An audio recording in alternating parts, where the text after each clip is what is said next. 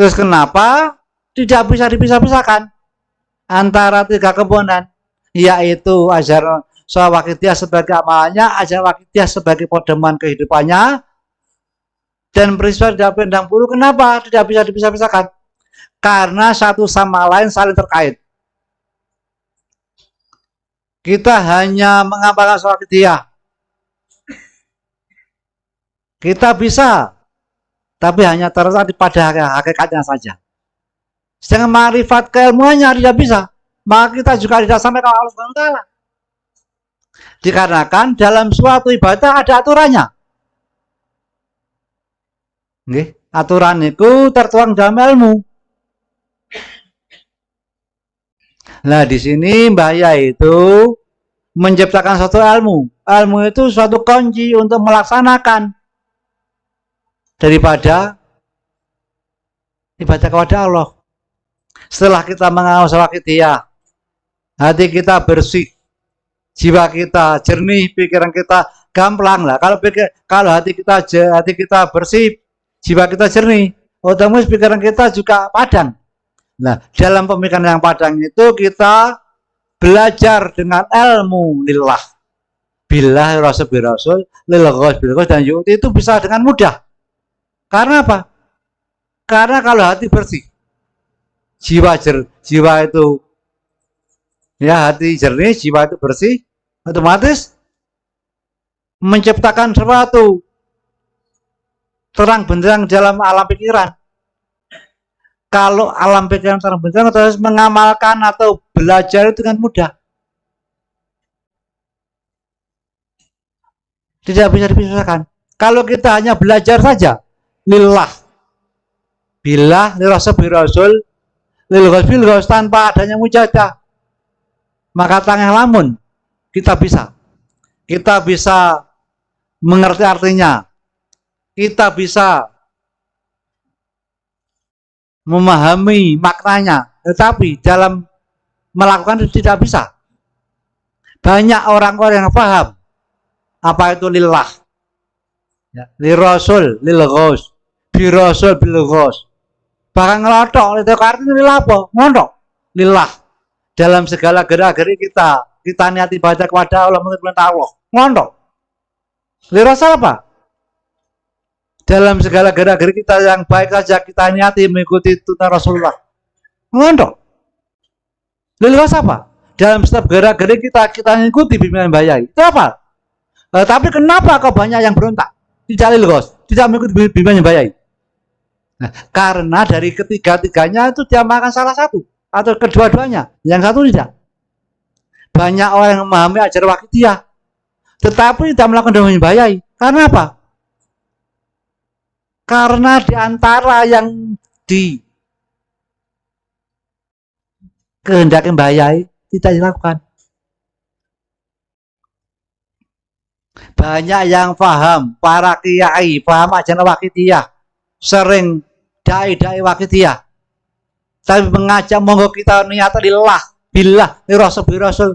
Apakah mungkin?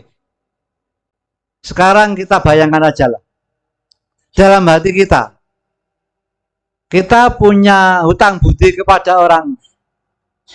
Misalkan kita punya hutang budi kepada yang namanya si A atau si Fulan.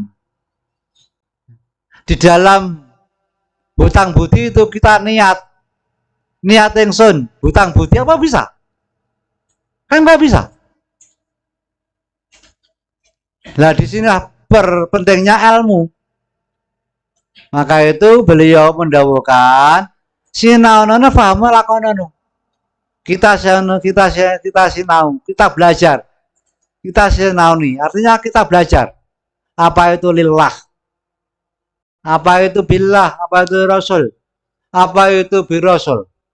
Apa itu lilghos? Apa itu bilghos? Kalau kita sudah mengerti, kita baru berusaha memahami. Bagaimana caranya? Lek niat kuwi api niat ingsun nderek perintah Allah, otomatis niat difahami. Niat ingsun nderek Rasulullah, nah kuwi engko diwarni niat. Niat yang sun derek bimbingane al zaman, tapi diwarnai niat.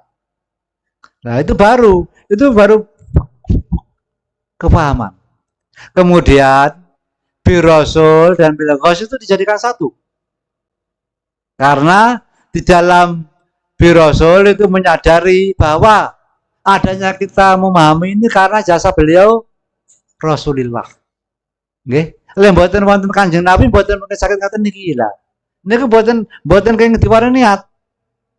Dipahami, disadari.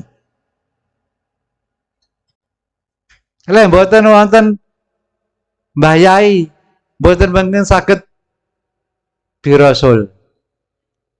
Lha mboten Mbah Yai mboten saged mergo ijazah Kanjeng Nabi. Enten nggih mergo Mbah Yai.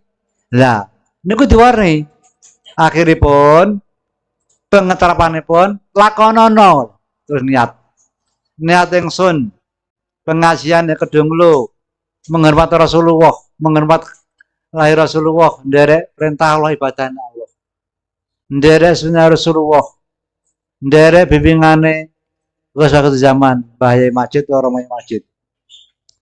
Aku isone kedunglu niat ibadah Allah, niat nderek sunnah Rasulullah, niat nderek bimbingan bahaya mergo jasa Kanjeng ora bahaya. Itulah. Itu baru kita lakukan. Lelakon. Itu belum sempurna. Itu masih ma'rifat.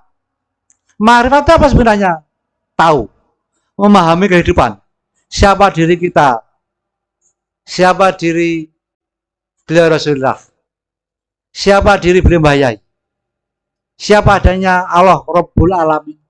Itu ma'rifat. Kemudian apa kewajiban kita kepada Allah? Apa kewajiban kita kepada Rasulullah? Apa kewajiban kita kepada Mbah Yai? Nah, kewajiban kita kepada Rasulullah itu li rasul bi rasul. Kewajiban kita kepada Mbah Yai lil ghos bil ghos. Kewajiban kita kepada Allah lillah. Di situ. Kemudian itu masih ma'rifat.